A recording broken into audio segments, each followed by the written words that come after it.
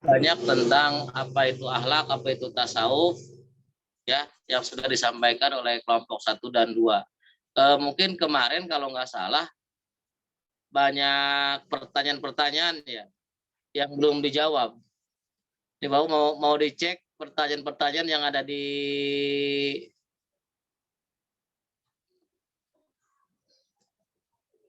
pada pertemuan ketiga ya. Ada nggak pertanyaan yang belum dibahas?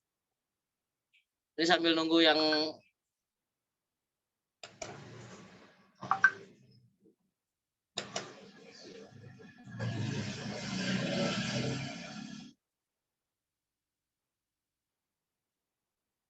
nggak ada.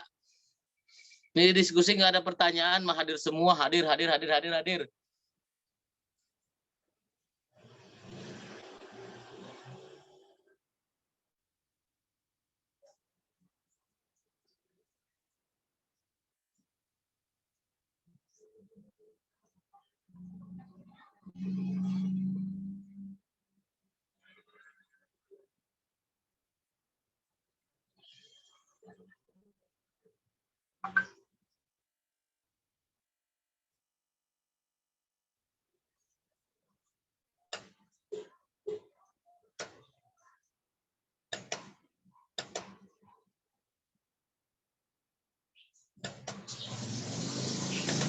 Apa aja kemarin pertanyaan yang belum dibahas?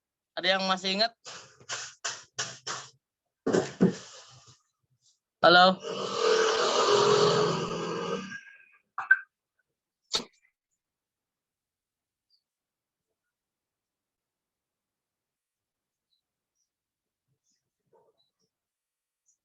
Kok diem baik nih? Ini kelompok 3-nya nggak ada, yang nanya kagak ada.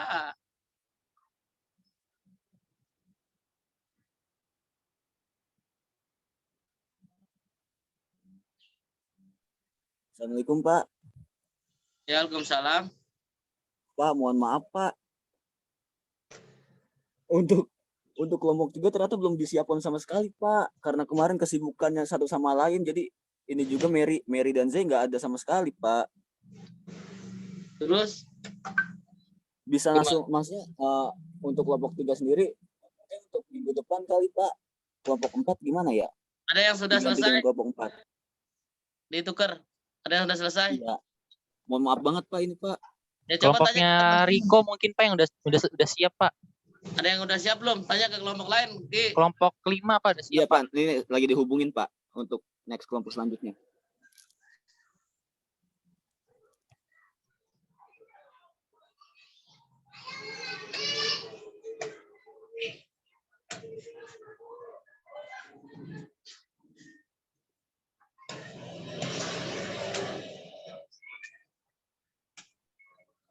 Mohon izin, maaf sebelumnya. Insya Allah kelompok 5 siap Pak menggantikan bahan diskusi untuk hari ini. Kelompoknya Riko. Kelompok 5 siap katanya.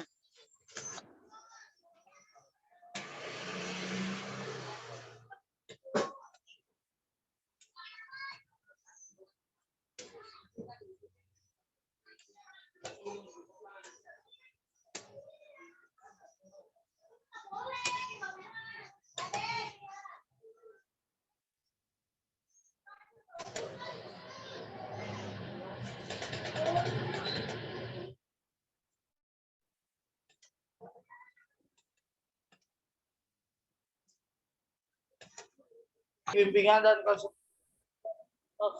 kita bangsa yang insya Allah dimuliakan oleh Allah Subhanahu Wa Taala. Izinkan kami dari kelompok 5 akan mempresentasikan yaitu akhlak terhadap keluarga yang beranggotakan yang pertama saya sendiri yaitu Riko Demangsa, Muhammad Abi Farhan dan Siti Aminah.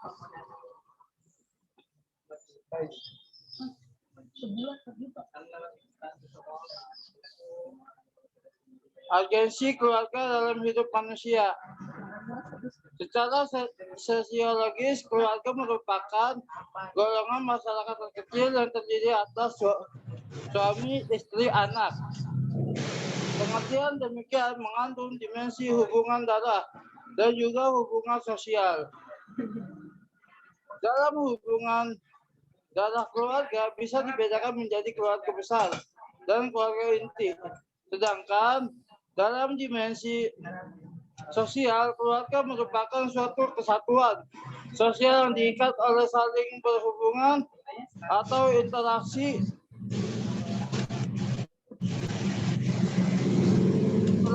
dan saling mempengaruhi. Sekalipun antara satu dengan lainnya tidak terdapat hubungan darah. Pengertian keluarga dapat ditinjau dari perspektif psikologis dan sosiologis. Secara psikologi, keluarga adalah sekumpulan orang yang hidup bersama dalam tempat tinggal bersama dan masing-masing anggota merasakan adanya bertautan batin sehingga terjadi saling mempengaruhi.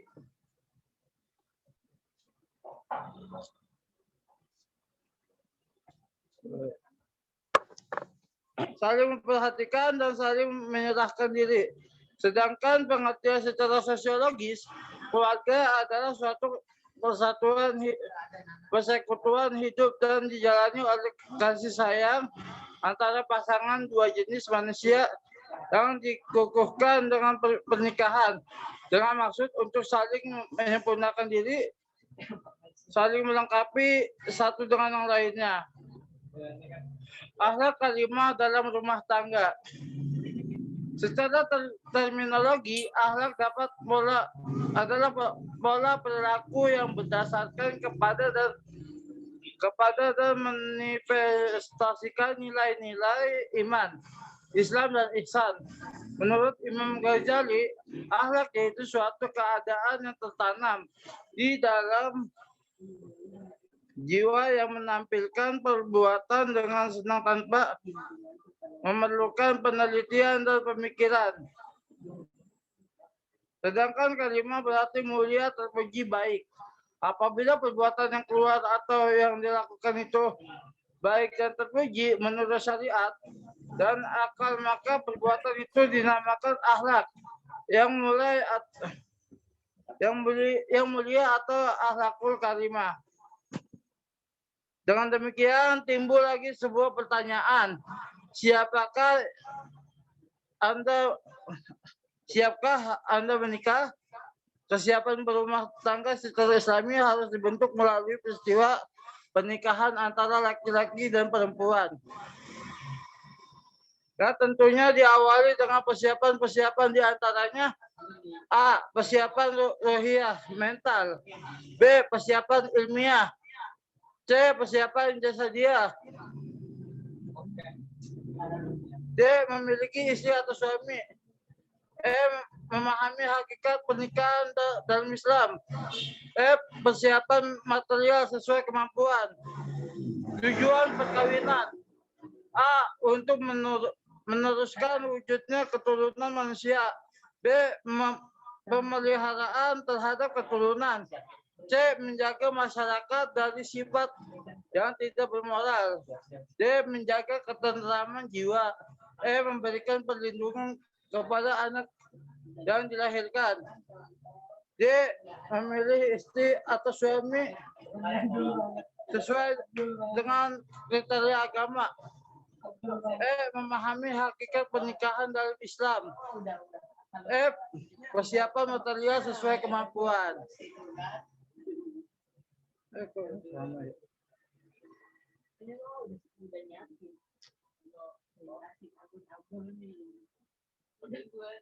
Proses lahirnya cinta.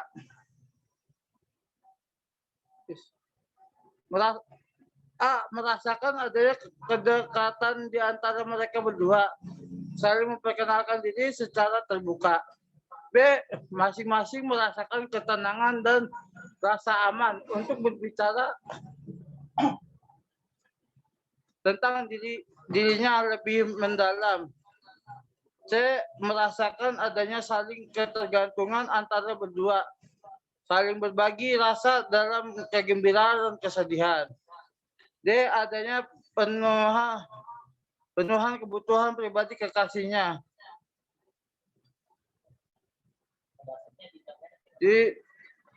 Dia adalah mengorbankan apa yang dimilikinya demi kebutuhan sang kekasih dengan senang hati dan ketulus ikhlasan. Tahap inilah yang disebut dengan cinta sejati yang disebut dalam Al-Quran dan mawaddah. Pada hakikatnya itu adalah untuk beribadah kepada Allah Subhanahu wa taala. Sebagai firman Allah yang artinya, dan aku tidak menciptakan jin dan manusia melainkan supaya mereka beribadah kepadaku. Quran surat Al-Jariyah ayat 56. Ketentraman dalam beribadah akan semakin mudah diraih manakala ketentraman kehidupan pun ada. Dan ketentraman hidup tentunya akan sangat membutuhkan timbal balik akhlakul karimah antara individu. Akhlak suami atau istri yang insya Allah akan dijelaskan oleh Siti Aminah. Oke, slide-nya diganti. Akhlak suami atau istri. Akhlak suami atau istri itu yang pertama menjadikan pasangan sebagai pusat perhatian. Mulai dari sejak awal bangun tidur. Gitu. Terus yang kedua menempatkan kepribadian sebagai seorang suami atau istri. Istri pakaian untuk istri apa ya ini? Istri pakaian untuk suami dan begitu juga sebaliknya. Yang ketiga, jangan menabur benih keraguan atau kecurigaan. Yang keempat, merasakan tanggung jawab bersama baik suami maupun istri. Dengan saling mengingatkan dan jangan selalu menuntut. Yang kelima, selalu bermusyawarah, berdialog, lakukan komunikasi dengan baik, introspeksi masing-masing. Yang keenam, menyiapkan diri untuk melakukan peranan sebagai suami atau istri. Yang ketujuh, nampakkan cinta dan kebanggaan dengan pasangannya, atau jangan kikir memberi pujian. Selanjutnya, adanya keseimbangan ekonomi dalam mencari nafkah untuk memenuhi kebutuhan. Maaf, sebelumnya. Jangan melupakan dengan keluarga besar masing-masing, kayak orang tua. Kita jangan dilupain itu. Terus terakhir, menjaga hubungan dengan pihak lain. Oke, lanjut.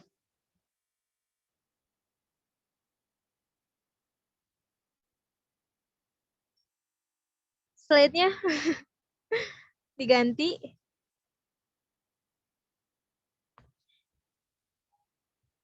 Terus ini, jadilah kau raja di rumahmu, cintailah istrimu dengan tulus dan jadikanlah ia sebagai ratumu.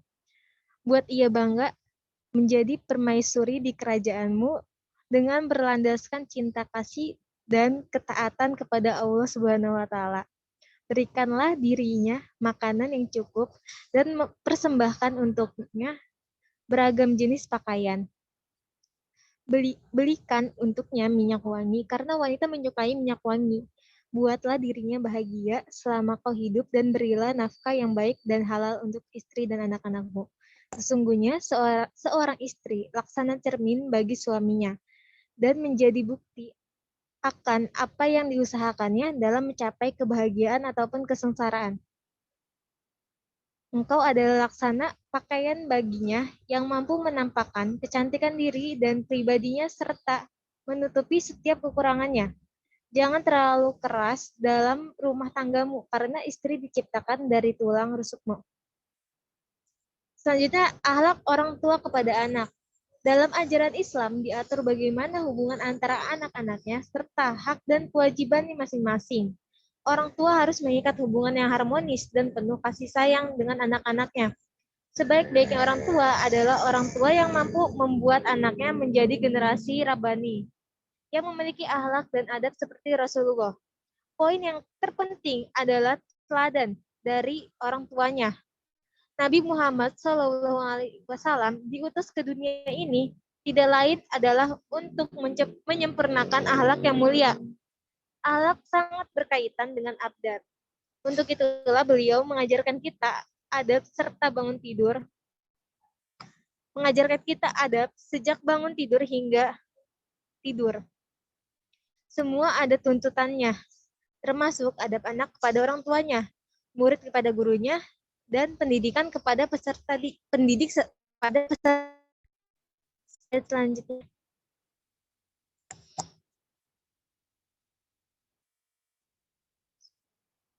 Selanjutnya,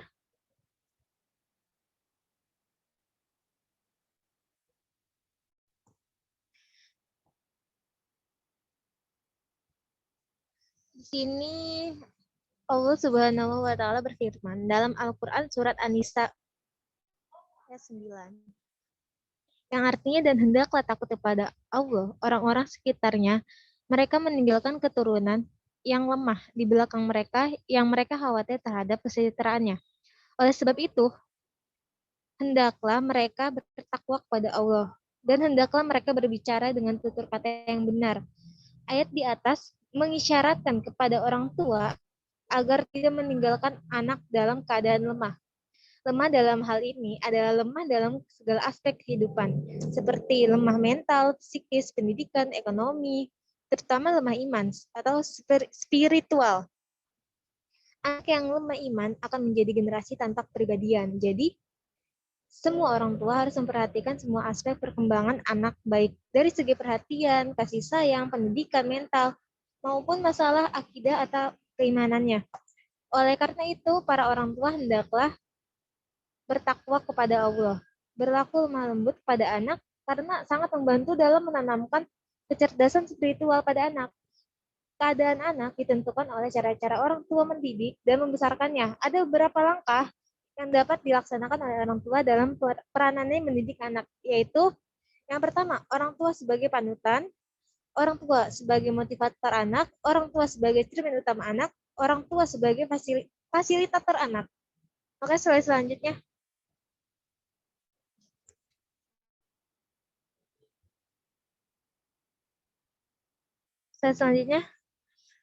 Selanjutnya bisa dilanjutkan oleh Farhan.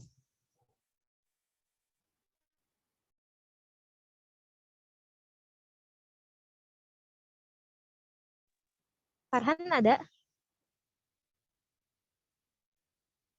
Gak ada, nak. Oh yaudah, dilanjut. Ya.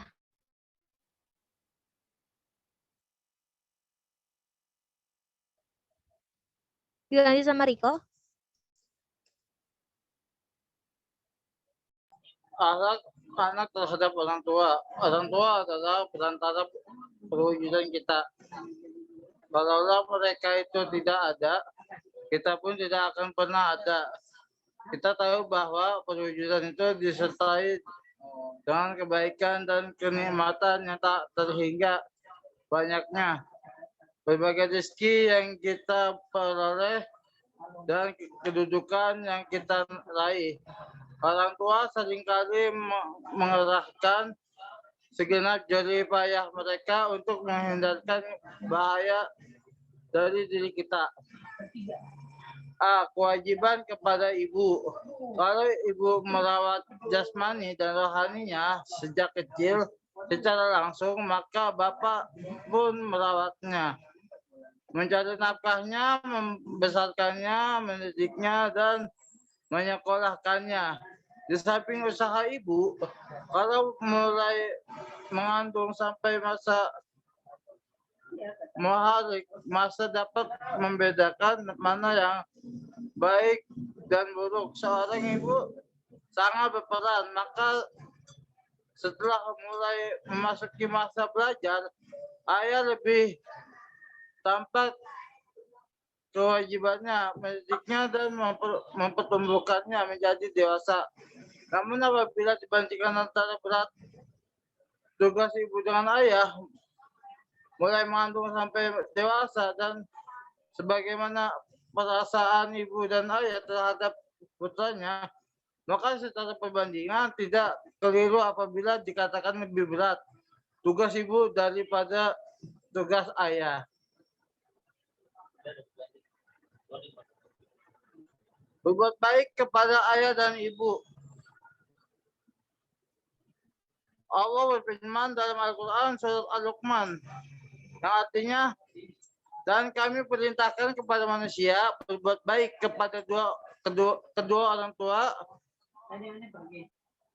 kepada kedua orang ibu bapaknya, ibu telah mengandung dan dalam keadaan lemah dan bertambah dan menyapinya dalam 2 tahun.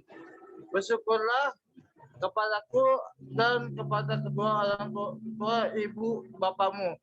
Ayah kepadaku lah kembalimu. Quran surat Al-Luqman ayat 14. Menurut ukuran secara umum, si orang tua itu tidak sampai akan menganiaya kepada anaknya. Kalau itu terjadi, penganiayaan orang tua kepada anaknya adalah disebabkan perbuatan si anak itu sendiri yang menyebabkan marah dan menganiayaan orang tua kepada anaknya. Di dalam kasus demikian, seandainya si orang tua marah kepada anak yang akan berbuat aniaya sehingga ia tidak ridho kepada anaknya, Allah Subhanahu wa taala pun tidak ridho si anak tersebut lantaran orang tua. C. Berkata halus dan mulia kepada ibu dan ayahnya. D. Berbuat baik kepada ibu dan ayah yang sudah meninggal dunia.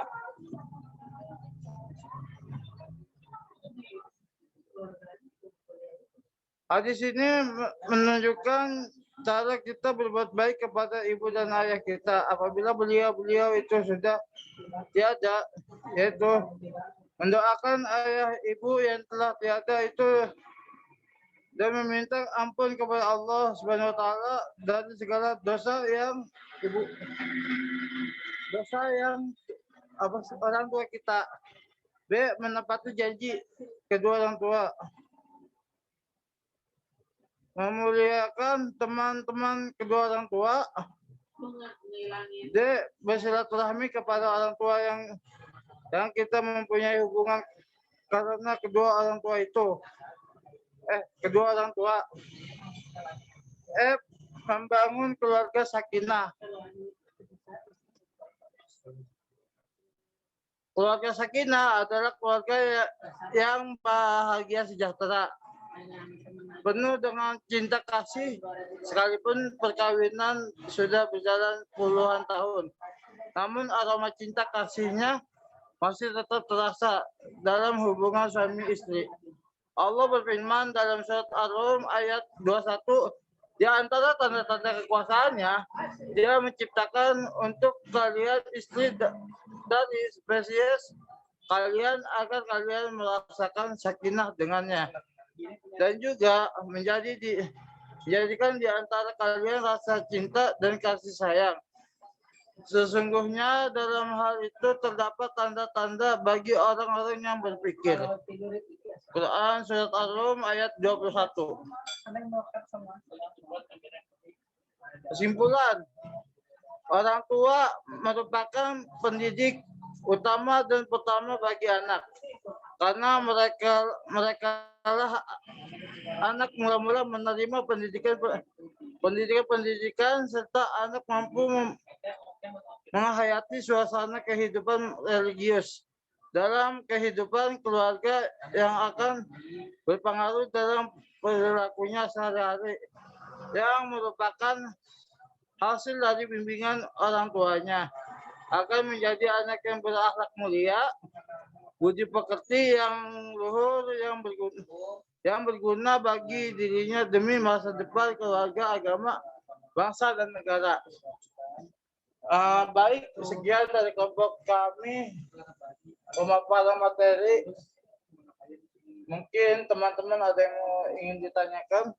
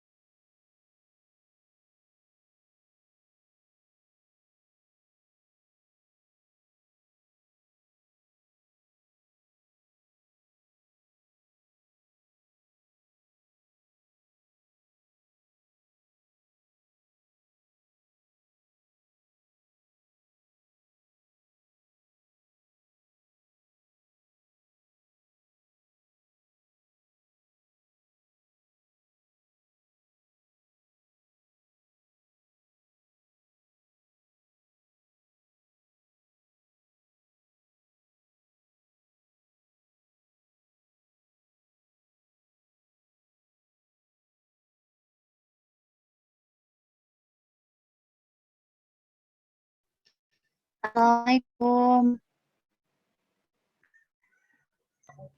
Waalaikumsalam.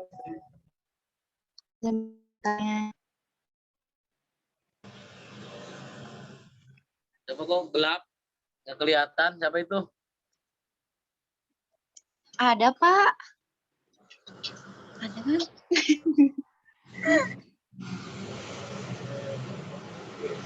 Izin bertanya, boleh?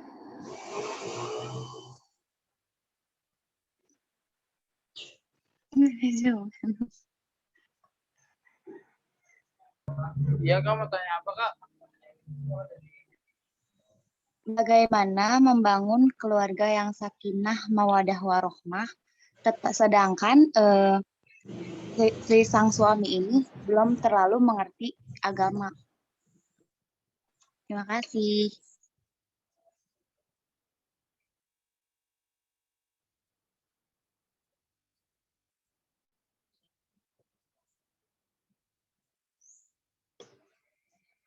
Itu Mas Riko, ada pertanyaan juga tuh dari Mas Agustian di chat Zoom.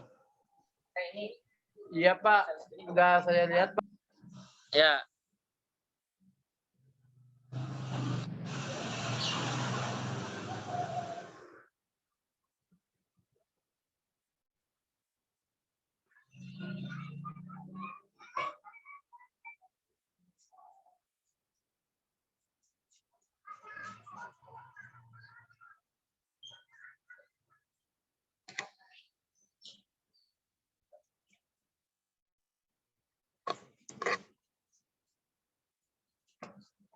Nih, Pak lagi ngabsen dulu yang baru hadir nih.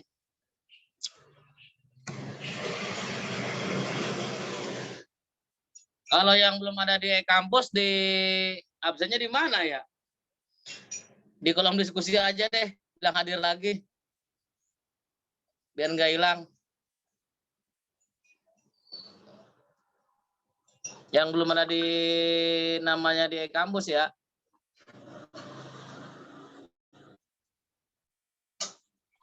Tetap nggak bisa di kolom diskusi, Pak. Nggak bisa di kolom diskusi. Yang belum bisa Ya, absen maksudnya ke kampus. yang masuk namanya belum masuk ke kampus, absen hadirnya di kolom diskusi. Di Bilang Zoom, hadir Pak. aja. Ya, di Zoom. Karena nanti kan di kolom diskusi itu masuk ke kampusnya. Oh, tetap sama aja, Pak. Nggak bisa. Ini banyak ya yang belum masuk di kampus ya, nama-namanya ya.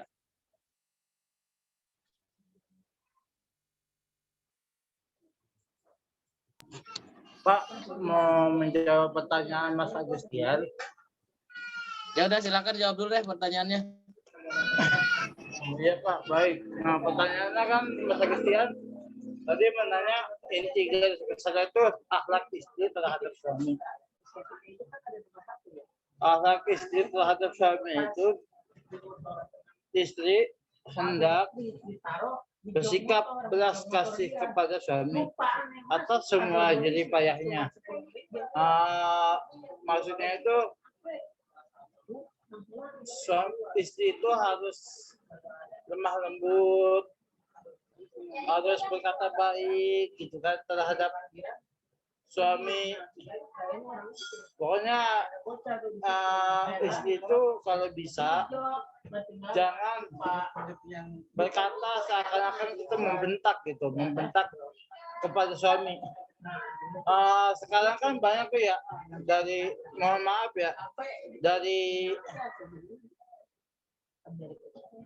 kalangan keluarga saat ini malah sebaliknya, suami sering dibentak oleh istri. Padahal di dalam agama itu kita dilarang seorang istri membentak suaminya, apalagi di saat suaminya sedang sakit atau tidak bisa usaha. Jangan pernah kita bentak gitu, apalagi kayak dipaksa gitu, ayo kita kerja gitu kan, gimana nanti, nah gitu. Jangan sampai kayak ada kata-kata ngebentak gitu, apalagi sampai harga diri suami direndahkan gitu. Jadi seorang istri atau seorang bini, kita harus menjaga martabat dan kehormatan suami. Jangan sampai suami kita, nah yang cewek, jangan sampai suami kita atau laki kita rendahkan di depan orang lain atau direndahkan di depan orang tua kita sendiri. Itu nggak boleh. Kalau kata bahasa kampungmu pantangan banget gitu kan. Kalau bisa seburuk apapun suami kita tutupin dan kita perlakukan dengan baik. Kita diskusi antara suami kita, jangan sampai kita ngebentak-bentak gitu. Itu nggak boleh banget. Dan juga seorang istri itu harus melakukan sesuatu di luar rumah, harus ada izin dari suaminya.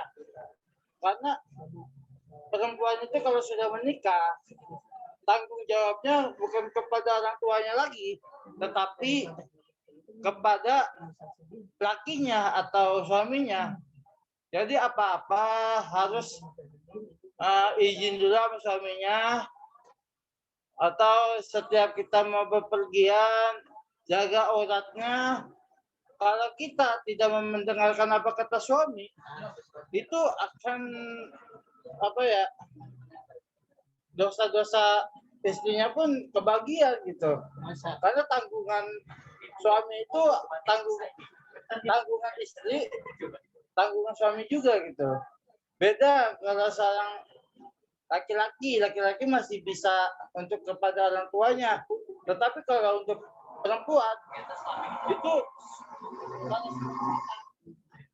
beda, putus gitu hubungan, maksudnya tanggungannya tuh pindah kepada suaminya gitu. Jadi tolong jaga dan dengarkan apa kata suami, jangan pernah kita bentak. Begitu bagus. Wallahu a'lam bishawab. Sedikit menyanggah ya dari penjelasannya Mas Riko itu mengenai akhlak istri ya kepada suami. Menurut apa yang dijelaskan oleh Mas Riko itu saya sangat setuju. Cuma dalam kenyataan di kehidupan itu tidak semudah itu Mas Riko ya. Karena di zaman sekarang ini itu bukan suami takut istri bukan istri takut suami, maaf, tapi suami takut istri. Nah, itu bagaimana ya? Kalau misalkan kita sebagai suami nantinya gitu ya, kita memberitahu kepada istri kita gitu, tapi nyatanya malah istrinya yang menekankan kepada suami. Lah, emang kenapa nggak boleh? Ntar kalau misalkan kita agak sedikit keras kan malah istrinya gitu yang ngambek atau marah gitu mungkin. Jadi juga malah akan mengakibatkan ya permusuhan gitu dalam keluarga. Maka dalam kehidupan itu juga menurut saya tidak semudah gitu ya, tidak semudah yang diharapkan. Nah itu bagaimana ya cara menyelesaikannya? Terima kasih.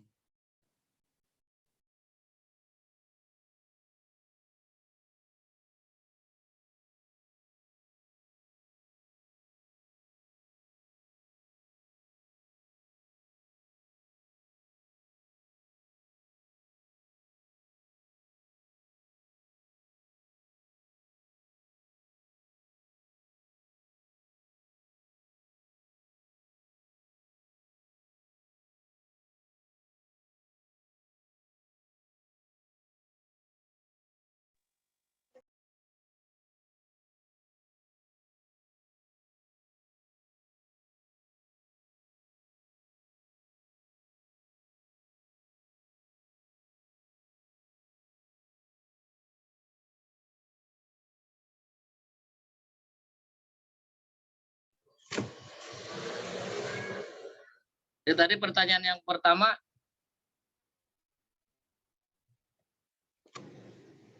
siapa tadi yang nanya pertama yang apa? Bagaimana cara menjadi keluarga sakinah mawaddah warohmah? Ini pertanyaan boleh dijawab, jangan nama Pak Matri aja. Kalau ngomong-ngomong, Mas Riko udah rumah tangga belum? Mas Riko belum. Waduh. Kalau nanti juga yang berpengalaman sama Mas Budi itu, yang sudah berumah tangga. Ya, Ini udah banyak yang berumah tangga. pertanyaan ini nyatanya susah. Sebenarnya kurang pasti ya. Soalnya saya juga belum ada pengalaman tentang berumah tangga. Tapi yang saya tahu dan yang saya pahami, akhlak istri terhadap suami itu seperti itu, Pak. Ya, ya. Seburuk apapun apa tuh lakinya, jangan sampai martabat atau kedudukan lakinya itu jangan sampai diturunkan atau dipermalukan di depan orang lain gitu. Itu kan nggak boleh.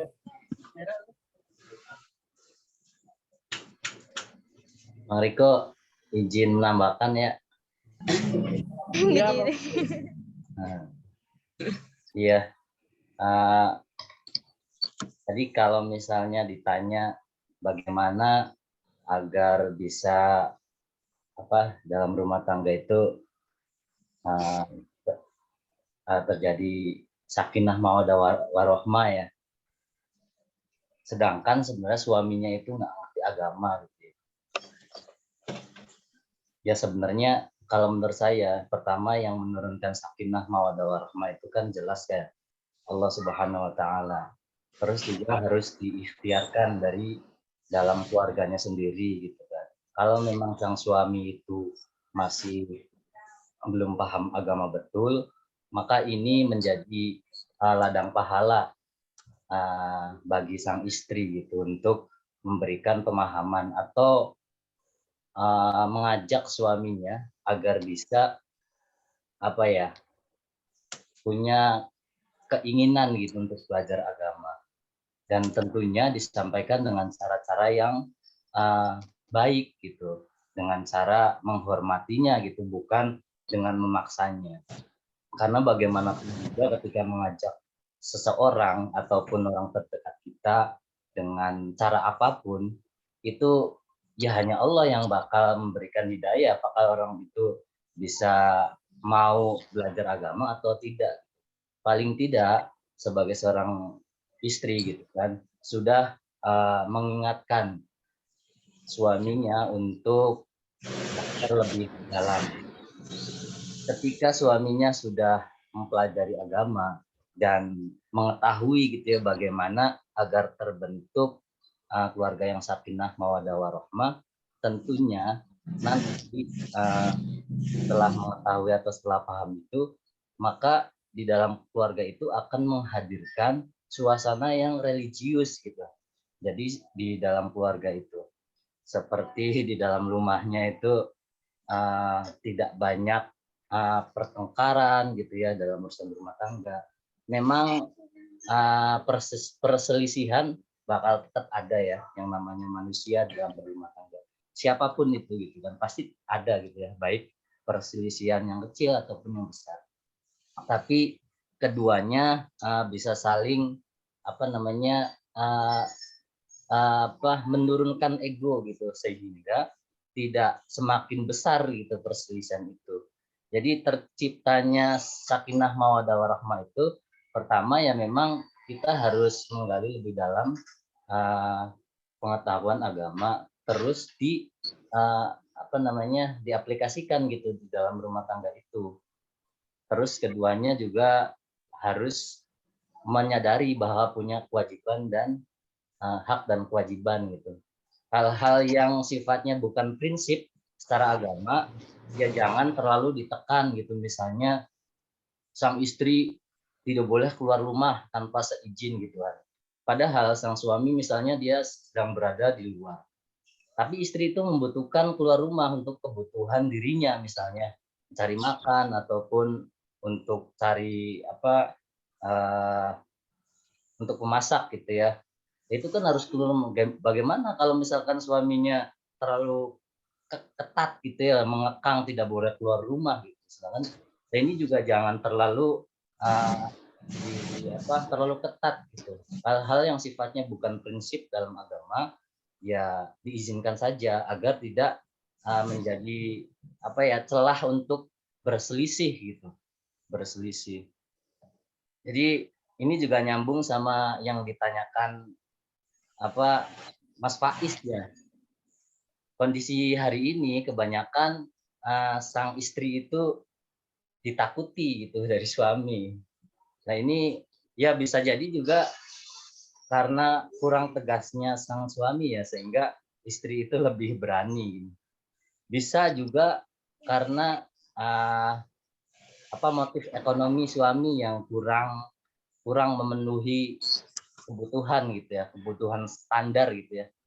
Kalau kebutuhan yang sifatnya diminta lebih dari seorang istri itu sudah di luar lah, selagi sang suami itu dia tidak mampu gitu ya, pendapatannya itu memang standar, kemudian sang istri mintanya lebih, dan itu juga tidak boleh dilakukan seorang istri. Harusnya dia bersabar, harus bisa menerima keadaan sang suami ya, sambil berusaha juga suaminya, sehingga ketegasan suami ini perlu gitu ya dalam membimbing sang istri. Tidak boleh lemah dalam hal-hal yang sifatnya prinsip, juga tidak boleh. Misalnya dalam keluarga Islami, sang istri itu meskipun diizinkan keluar rumah, secara prinsip dia harus menutup auratnya. Tidak boleh gitu keluar rumah tanpa menutup auratnya. Kalau seandainya sang istri keluar rumah tanpa menutup auratnya, nah ini boleh dilakukan tindakan yang tegas gitu kan. Karena ini udah prinsip gitu kan, seorang istri itu punya aurat yang harus dijaga. Jadi yang pertama kalau menurut saya, ketika pengen menghadirkan suasana sakinah mawaddah warahmah, maka yang pertama dalam keluarga itu harus menghadirkan suasana religius gitu dalam keluarganya. Tidak boleh menghadirkan suasana yang sekuler gitu. Bisa lebih lebih kacau lah dalam keluarga gitu ya. Kalau sekuler, kita kan pengen keberkahan, ketenangan, kasih sayang dari Allah Subhanahu Wa Taala, maka yang perlu dihadirkan adalah yang menghadirkan religius dengan bertakwa, dengan beribadah kepada Allah. Mungkin itu dari saya. Terima kasih Bang Riko.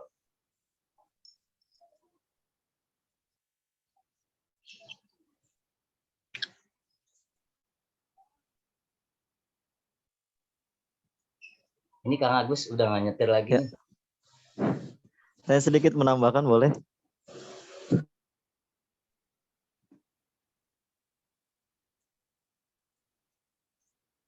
Bang Riko. Boleh. Saya. Kayaknya Kang Riko lagi ini nih, lagi mempersiapkan ini nih. Lagi sedang mempersiapkan Pak ini. Siapa? Silakan Pak. Siapan mahar. Iya, nyari-nyari mahar kayaknya. Iya, Pak. Suara saya jelas Sebenarnya udah jelas siap terdengar mahar, nggak? tapi ini belum ada calonnya. Suara saya jelas nggak ya? Jelas Pak Agung. Jelas ya. Ya, bagus. Iya. Saya sedikit menambahkan apa yang telah dijelaskan barusan sama Mas Budi ya. Memang benar ya bahwa agama itu adalah yang paling utama. Makanya kan di dalam sebuah hadis itu kan wanita dinikahi itu karena 4 hal ya. Karena kecantikannya, karena kekayaannya, karena status kehormatannya, status keluarganya, dan yang terakhir itu kan karena agamanya. Kalau nggak salah seperti itu ya. Saya juga lupa hadisnya, tapi di akhir hadis disebutkan kita disuruh memilih yang bagus agamanya. Niscaya kita nanti akan beruntung gitu ya. Tadi juga dijelaskan, sempat disinggung sedikit mengenai kesabaran dan kesyukuran. Nah, itu juga menjadi poin penting ya. Saya sedikit sharing ya, bahwa selain agama ya itu yang utama, kemudian selanjutnya adalah syukur dan sabar. Ini yang sangat penting sekali harus ada di dalam rumah tangga. Ini nasihat kepada diri saya pribadi dan juga kepada teman-teman sekalian, baik yang sudah menikah maupun yang mungkin ada rencana ingin menikah. Ya, syukur dan sabar itu sangat penting. Kenapa? Karena kita tidak menikah dengan seorang malaikat. Kita tidak menikah dengan seorang bidadari surga. Yang laki-laki itu bukan malaikat, si istrinya juga bukan bidadari. Pasti di sana banyak kekurangan-kekurangan.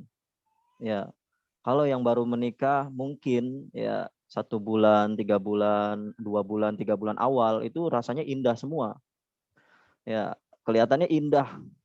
Ya, makanya orang bilang katanya kalau baru nikah itu serasa dunia milik berdua gitu kan. Ya, tapi nanti setelah masuk ke bulan-bulan berikutnya itu mulai kelihatan. Kekurangan-kekurangan itu mulai kelihatan, baik yang ada pada diri kita maupun yang ada pada pasangan kita. Kasarannya itu, borok-boroknya itu kelihatan.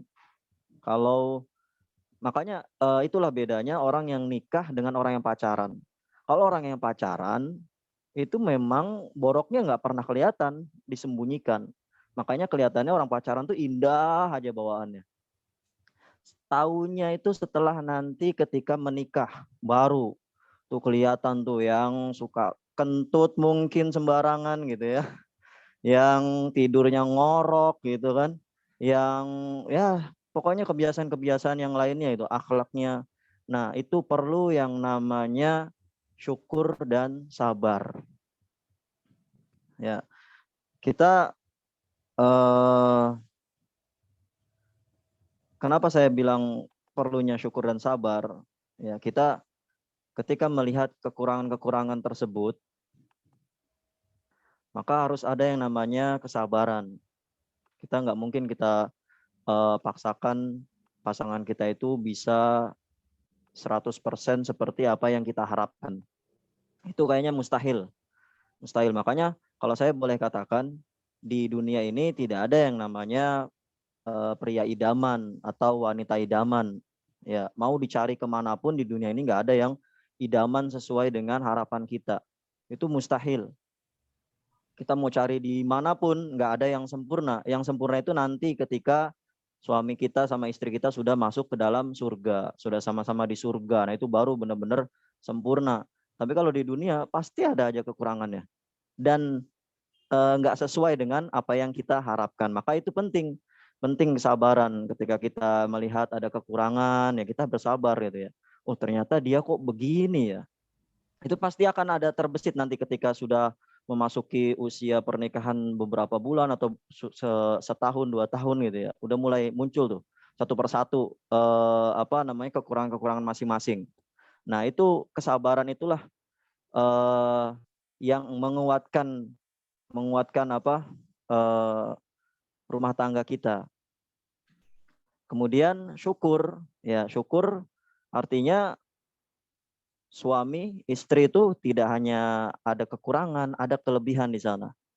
Ada kelebihan-kelebihan itu nanti yang muncul kadang enggak kita harapkan, tapi ternyata ada dan itu bisa menjadi penyejuk buat kita gitu. Kita nggak pernah menyangka, oh ternyata dia begini ya. Terus akhirnya kita jadi seneng, menjadi nilai plus tersendiri. Nah itulah harus ada rasa syukur. Jadi dibarengi, diimbangi. Di sisi lain dia punya kekurangan, ya kita tutup dengan kelebihan-kelebihan yang dia punya. Oh dia punya kekurangan begini, tapi dia punya kelebihan begini dan saya senang dia begini begitu ya. Nah akhirnya jadinya kekurangan-kekurangan itu bisa tertutupi dengan kelebihan-kelebihan sehingga tidak ada istilah rumput tetangga lebih indah atau lebih hijau gitu ya. Ya yang menjadikan ada istilah rumput tetangga itu lebih hijau, lebih indah itu kan karena tidak adanya rasa syukur dan sabar. Nggak bersyukur dengan pasangan yang kita punya, nggak bersabar terhadap kekurangan-kekurangannya. Akhirnya melihat yang lain tuh kok kayaknya lebih hijau gitu. Padahal belum tentu. Karena belum kelihatan boroknya. Bisa jadi kalau dia nikah sama istri tetangga malah lebih parah lagi mungkin akhlaknya dia gitu kan. Karena kita nggak tahu gitu. Nah itu mungkin sedikit tambahan dari saya. Apa yang sudah dijelaskan sama Mas Budi barusan ya agama sangat penting. Nah setelah itu kita harus tumbuhkan, kuatkan rasa syukur dan sabar di dalam rumah tangga kita. Begitu mungkin dari saya. Terima kasih. Bang Riko, boleh nambahin nggak? Oh iya boleh, Bang Sony, silakan, monggo. Ya, terkait bagaimana cara supaya dapat rumah tangga sakinah mawaddah warahmah dan menyambung terkait pertanyaan tadi Pak Ij ya. Kenyataannya banyak istri yang kata Bang Riko tadi kan harus taat kepada suami. Nah, banyak istri yang kenyataannya tidak taat gitu ya. Kalau saya ini kaitkan dengan psikologi ya, saya jawab aja melalui teori kebutuhan Maslow, Abraham Maslow. Jadi kita sebelum ingin dihargai oleh seorang istri, maka kita harus tunaikan dulu kewajiban kita terhadap istri. Apa saja kewajiban kita terhadap istri? Yaitu sesuai teori kebutuhan Maslow, yang pertama adalah kebutuhan fisiologi. Nah, kebutuhan fisiologi itu salah satunya makanannya, terus kebutuhan pakaiannya, uang mungkin bisa berbentuk uang, lalu ada rasa aman ya. Yang pertama kebutuhan fisiologi, yang kedua rasa aman. Nah, jadi kita berikan rasa aman kepada seorang istri, jangan berikan dia rasa takut. Begitu pula terhadap seorang anak kan ya, kita jangan menakuti anak seharusnya. Terus yang ketiga ada kasih sayang. Nah, kita berikan kasih sayang kepada seorang istri. Lalu yang keempat ada penghargaan.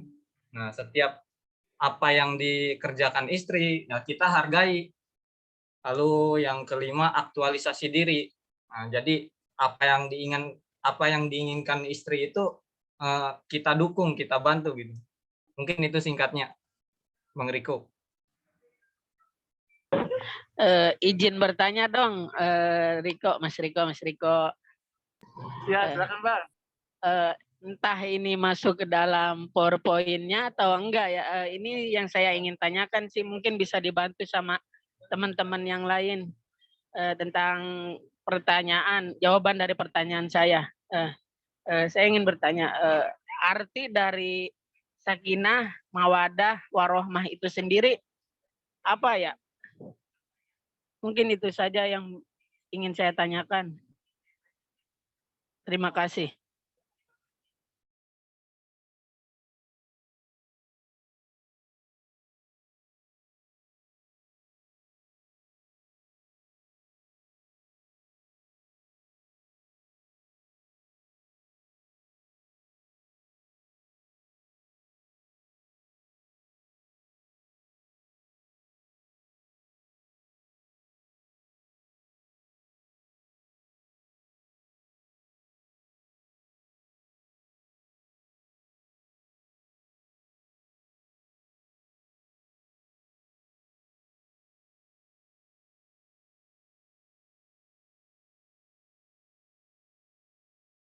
Halo Riko, masuk gak? Mungkin kalau Riko kesusahan bisa dibantu sama teman-teman yang mungkin mempunyai rencana dalam menikah dalam jangka waktu dekat.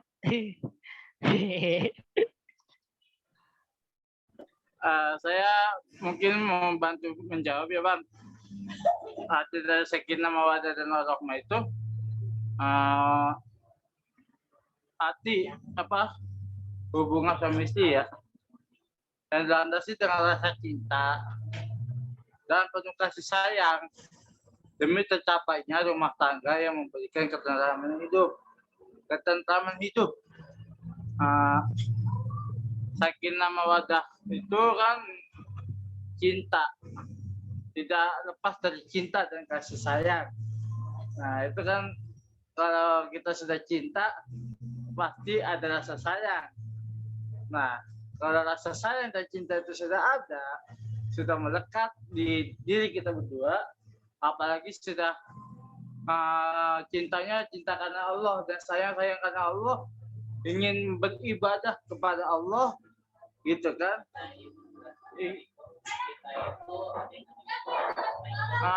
Itu akan timbul namanya rasa ketentraman dan kenyamanan dalam berumah tangga, gitu kan? Kalau dalam arti sakinah mawaddah itu melengkapi lah, maksudnya dengan rasa cinta, rasa sayang, kita bisa membangun bersama-sama, terus kita saling melengkapi satu sama lain. Di saat kita salah atau salah melangkah yang A, kita bisa mengingatkan, gitu kan? Itu mungkin dari kata sakinah mawaddah warahmah gitu ya, melengkapi dan dengan rasa cinta dan sayang akan timbul rasa kenyamanan. Gitu Bang, kurang lebihnya. Mohon maaf, mungkin teman-teman yang punya jawaban atau yang sudah siap nih yang mau menikah dalam jangka waktu dekat gitu, kayak Bang Sony gitu ya, mungkin Bang ada jawaban gitu kan? Saya sih. Sakinah mawaddah maksudnya, monggo silakan bantu. Kalau jawaban dari saya sih seperti itu.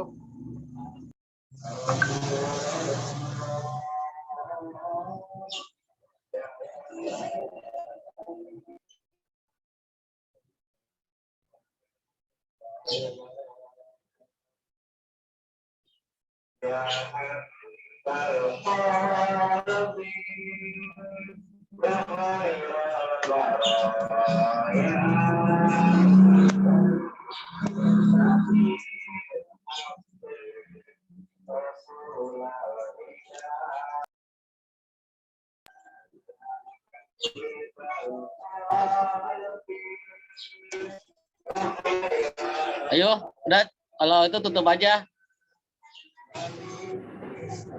Bang Muhyiddin gimana, udah bisa kejawab?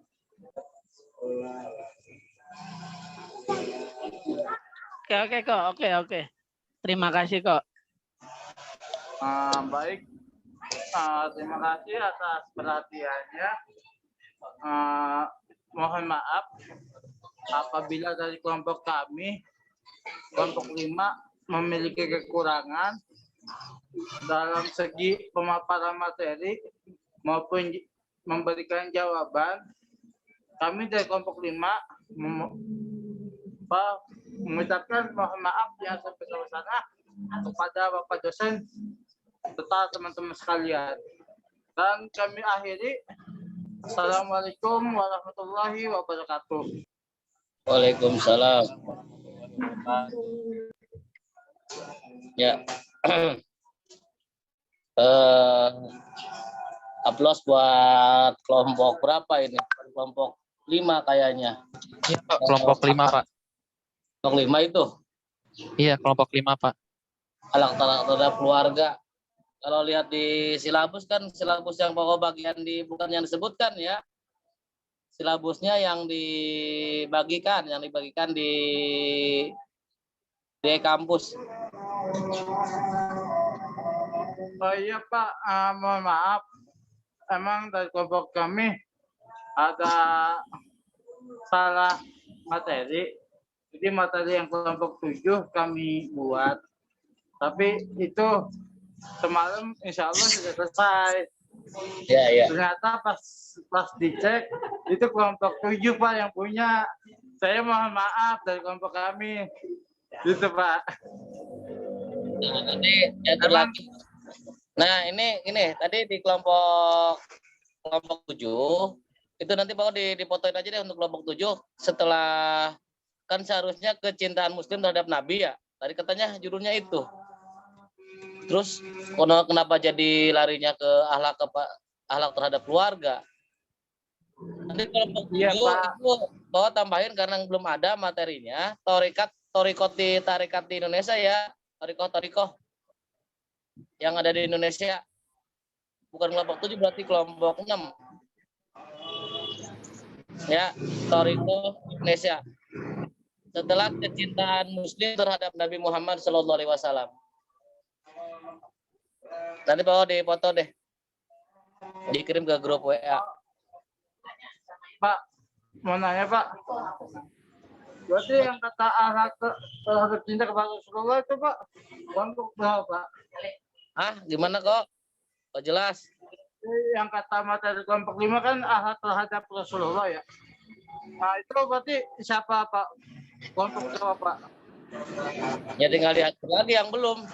Kan kelompok 4 juga belum, kelompok 3 belum. 3, 4 belum. Kan ini ngaji long. Algi. Berarti apa tukar aja kan Pak ya? Nanti bawa share di grup WA lah. Kayaknya belum, kan ada di kayak kampus, kayaknya belum lihat semua di kampusnya. Ya. Bawa share di grup WA. Baik. Pak, mohon maaf. Sebenarnya itu untuk kelompok sudah dibagi-bagi semua Pak. Itu kekeliruan dari kelompok kami. Kami memakai materi yang kelompok 7 Pak. Ya, berarti nanti kalau dia belum bikin nanti tukeran, tinggal komunikasi aja lah, konfirmasi. Baik Pak, nanti kelompok 7 akan konfirmasi. Dan ini juga kesalahan kelompok kami. Mungkin nanti kelompok 7 kalau perlu bantuan, monggo bilang aja gitu. Nanti saya bantu Pak, insya Allah. Karena ini kesalahan kelompok kami juga Pak.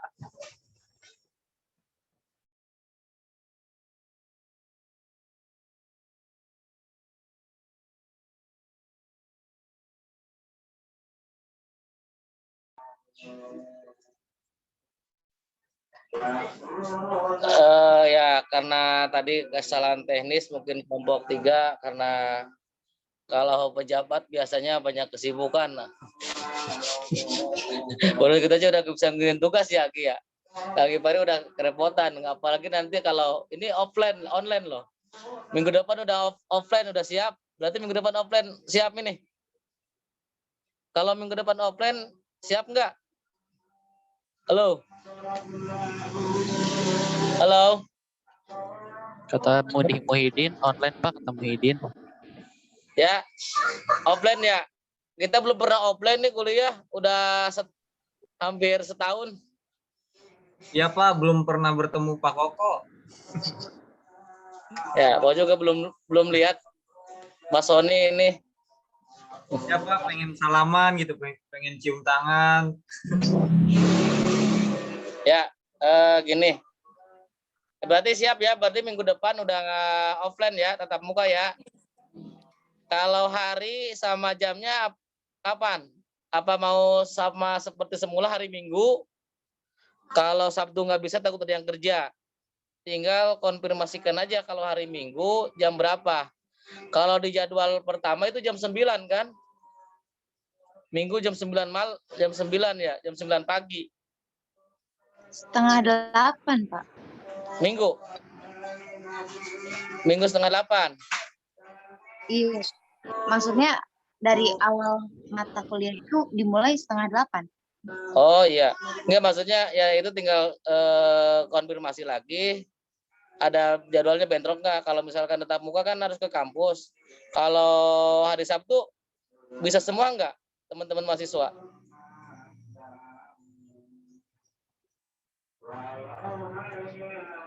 Ya nanti konfirmasi aja ya, didiskusikan oleh teman-teman di grup, silahkan atau lewat apa kayak terserah sekarang.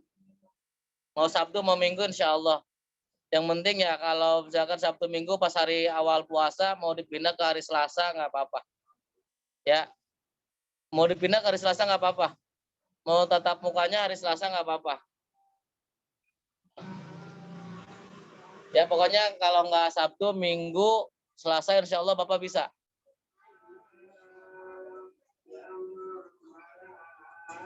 Baik, kalau sedikit mengomentari jalannya diskusi tentang akhlak di dalam keluarga.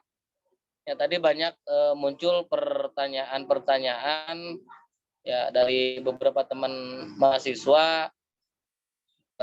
Ada yang pertanyaan pertama, bagaimana tips supaya menjadi keluarga sakinah mawaddah warohmah. Tadi menyusul pertanyaan dari siapa tuh? Dari Adi ya. Ada pertanyaan apa tuh?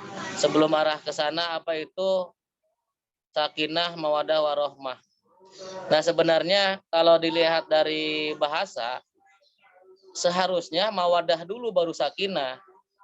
Mawadah, sakinah, warohmah. Tapi karena sudah kebiasaan menjadi satu kesatuan yang tidak dipisahkan, sudah jadi prosa ya.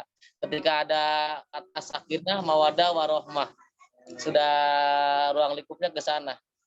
Kalau lihat dari arti, itu harusnya mawadah dulu, karena mawadah itu berupa fisik, cinta. Cinta itu kan memandang fisik. Ya, setuju tidak setuju, ya munculnya rasa suka, cinta, itu dari fisik.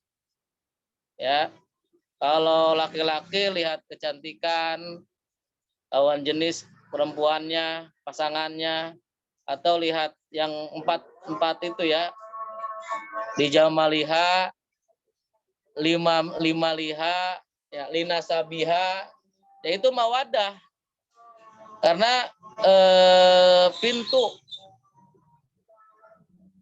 atau petunjuk apapun sumbernya dari mata atau telinga. Ya, rasa cinta itu kan muncul dari mata, kata orang itu kan yang pasti mata. Jadi mawadah dulu. Baik itu kecantikannya, baik itu karena hartanya, baik itu karena keturunan, kan dari mata. Lewat panca indera. Nah, ketika sudah mawadah, ada kecocokan, kemudian keseriusan, ya datang ke keluarga perempuannya, si laki-laki tersebut. Kan awalnya begitu. Nah, ketika sudah mawadah, kemudian baru sakinah, timbul ketenangan. Tenang, terjaga, pandangan terjaga, nggak terlalu terlalu liar. Kalau misalkan maaf, kalau misalkan bujangan kan masih liar pandangannya, ya masih liar ya Mas Agus ya. Kalau misalkan bujangan masih liar. Ya. Tapi kalau misalkan sudah berumah tangga agak kejaga, bukan terjaga, agak kejaga lah. Karena ketika ada godaan dari luar, ya ketika pulang ya ada bisa ditasarufkan lah. Tapi kalau misalkan bujangan itu yang bahaya. Makanya kalau gak mampu segera menikah, Rasul menganjurkan ya puasa untuk melakukan pandangan. Seperti itu.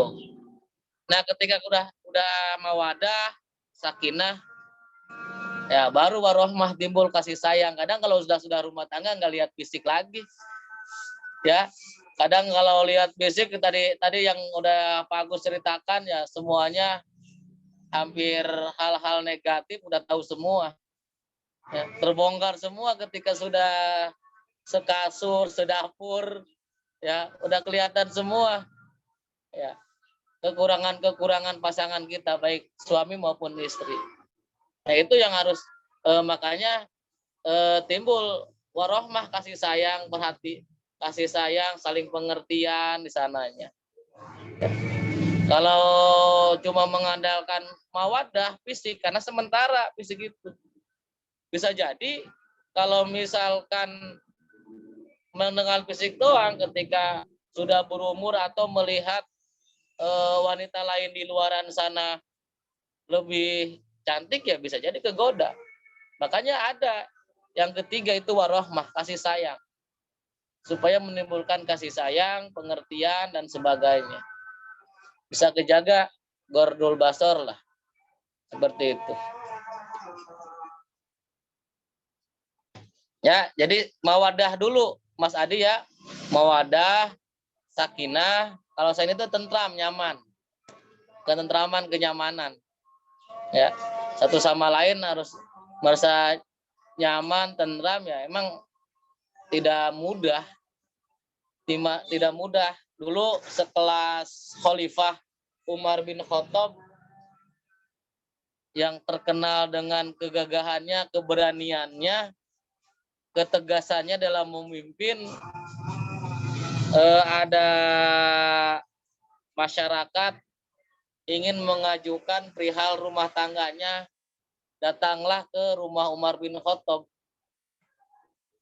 Pas mau dekat ke rumah Umar bin Khattab, ternyata Umar bin Khattab sedang dimarahin sama istrinya. Umar bin Khattab diam, nggak ngelawan, diam saja. Ya. Akhirnya yang mau mengadukan perihal rumah tangganya nggak jadi, mau mengadukan seorang khalifah aja, dimaki-maki, dimarahin sama istrinya. Ya, apalagi saya cuma rakyat biasa. Ya seperti itu. Emang apa ya? Ya harus, kalau dalam rumah tangga nanti ada rumusan, kalau misalkan pokrep lah. Kalau salah satu pasangan sedang emosi, ya salah satunya harus diam. Begitu juga sebaliknya, ketika emosi, ya istri harus diam. Jangan semua emosinya, akhirnya kalau semuanya emosi berantem, ya akhirnya berujung biasanya tidak sedikit berujung ke perceraian. Itu yang apa? Yang harus dihindari. Walaupun cerai itu boleh, halal, tapi sangat dibenci oleh Allah. Kan seperti itu. Itu Nas. Nah, itu dari kisah Umar bin Khattab. Kemarin ya, bahwa juga yang jangankan sekelas Umar bin Khattab ini, yang masih ada nih.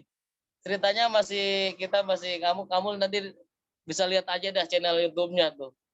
Itu luar biasa. Kita nggak bisa ya. Baru hal seperti itu udah nggak mampu lah. Misalkan yang cerita kisah rumah tangganya Gus Baha, pernah diceritain tuh sama Gus Baha. Dia pernah dimaki-maki, dimarahin sama istrinya, tapi nggak pernah melawan. Sampai-sampai istrinya ngomong kayak gini, Gus, kali-kali lawan dong, kalau saya marah itu lawan, saya biar ada musuh, katanya gitu. Tapi Gus Baha nggak pernah melawan. Alasannya sangat sederhana. Alasannya ya supaya saya dapat pahala dari sabar. Karena kalau saya sabar, saya dapat pahala. Kalau saya sama-sama marah, ya berarti saya nggak sabar, nggak dapat pahala. Dan ini adalah nilai pahala yang gratis, menyenangkan istri. Sampai segitunya ya. Ini udah hal-hal seperti ini emang sepele tapi susah. Kadang ya kalau itu kan ke ego masing-masing, baik suami istri, ya susah. Ya lanjut cerita Gus Bah kan gitu. Kalau misalkan di dalam berumah tangga, suami ingin menyenangkan istrinya ketika tidak marah, ya ketika rukun-rukun saja kan harus misalkan mengajak istri misalkan ke mall atau jalan-jalan dan sebagainya, itu kan keluar biaya, katanya gratis, kalau dimarah-marahin dapat pahala gratis, kan luar biasa logikanya. Logika sederhananya luar biasa. Jadi untuk menyenangkan istri ya atau menghindari konflik. Ketika marah ya harus sabar juga. Bukan berarti ya ada harus seimbang lah antara tadi suami takut istri, istri takut suami, yaitu kalau dalam rumah tangga ada seninya. Jangankan baru rumah tangga setahun 2 tahun, yang berumah tangga 10-20 tahun kadang belum memahami semua lawan pasangannya. Secara psikologis dosen Pak Koko seperti itu di waktu kemarin tuh Dokter Ulfia itu kebetulan Pak Koko pernah ke dosen Dokter Ulfia. Ya sekarang udah Profesor Dokter Ulfia. Secara psikologis kalau yang namanya rumah tangga, walaupun udah puluhan tahun, kadang belum memahami semuanya. Ada aja hal-hal yang belum diketahui oleh salah satu pasangannya. Ya di sana ya harus saling mengerti tadi dengan kasih sayang, apalagi ya kalau udah punya anak dan sebagainya, lihatnya kadang ke anak jangka panjang, jangan sekedar nafsu saja. Kenapa jatuhnya talak itu ada di laki-laki, karena laki-laki lebih berpikir jauh ke depan. Berbeda dengan istri. Kalau istri kalau tidak suka, tidak senang, ya langsung diungkapkan. Apalagi ke suaminya, pasti. Ya, Mas Agustian ya, langsung diungkapkan kalau nggak suka. Ya, kalau nggak suka, nggak sesuai, pasti diungkapkan. Susah istri untuk menyembunyikan itu. Karena memang secara psikologis seperti itu. Kita juga harus memahami. Ya tinggal kayak diayun lah. Bagaimana cara mengimbanginya, itu aja. Ya kalau masalah teori mudah. Ya tadi sudah diungkapkan oleh teman-teman mahasiswa, secara teori mudah, harus saling menghormati, harus menghargai. Tapi ketika di lapangan ya kita benar-benar harus dipakai itu teori itu. Ya, ketika apalagi kalau misalkan sudah salah satunya emosi, ya jangan dilawan emosi lagi. Harus salah satunya dia mengalah. Ya, itu aja. Ya ini takutnya kalau terlalu diceritakan masalah-masalah rumah tangga, khawatir yang bujangan itu nggak mau nikah. Waduh, dengan ribet. Takutnya gitu. Makanya supaya yang bujangan kena stimulasi untuk segera menikah, makanya diceritain yang indah-indah, Mas Agus. Ya kasihan kalau misalkan cerita yang diceritainnya yang masalah mulu. Mas Faiz, tadi Mas Riko, Mas Sony yang belum nikah kan kasihan, nanti takut mundur. Gitu. Udah maju aja lah, Allah lah, Bismillah. Ya gitu ya. Udah maghrib ya, udah lewat ya. Halo? Cukup ya? Nggak ada pertanyaan? Apa ada? Udah maghrib, Pak. Cukup. Kalau ada pertanyaan nanti ketika offline aja, kita mau ya sono-sonoan lah. Udah lama belum ketemu di kelas, ketemu di udara. Mudah-mudahan minggu depan sudah bisa tatap muka. Ya mau kasih tahu dari sekarang. Persiapkan aja waktunya, harinya, jamnya ya, Mas Faiz ya. Siap Pak, insya Allah Pak akan saya kondisikan. Maaf atas segala kekurangannya, Airul Kalam. Assalamualaikum warahmatullahi wabarakatuh. Waalaikumsalam warahmatullahi wabarakatuh. Waalaikumsalam warahmatullahi wabarakatuh.